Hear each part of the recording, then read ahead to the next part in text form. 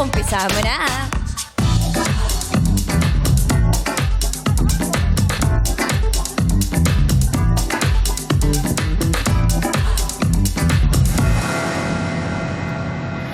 Hi there again, madlang people. This time, let's do a Get Ready With Me Heartbroken edition.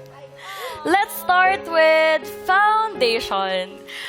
Para sa eye bags ng mga taong nagpupuyat para sa hindi naman nila karelasyon. Siyempre, pangkilay. Para kahit iwanan kanyang sugatan at pipilay-pilay, kaya mo pa rin siyang harapin at magpatuloy sa buhay. Lipstick. Lipstick para sa mga taong muntik ng maging mag-on. Pero ala pinaglaruan ng panahon at ng pagkakataon. Kaya, ayun. Siyempre, pinakahuli sa lahat, pero pinaka-importante, huwag niyong kakalimutan, blush on.